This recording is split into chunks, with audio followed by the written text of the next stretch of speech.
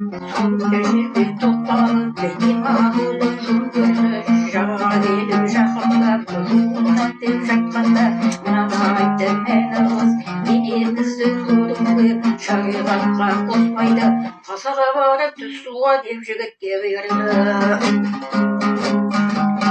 Жағаға келіп жақындап, жуынам деп жатқанда, тау жақтан салқын леп соқты, азғана емес көп соқты. Сол бір кезде мені қыз бұрылып тауға қарады, аузын ашқан айдаһар лепіменен мәніні көзіне тартып барады.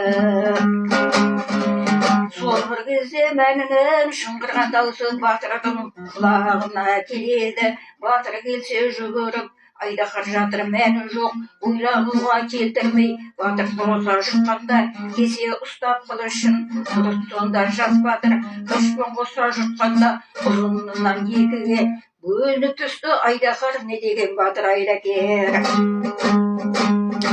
Сол бір кезде мәні қыз шығыпты тұтас ішінен, жүзінде жылы күлкі, жеріме жеттім арман жоқ дегендей бір пішінмен.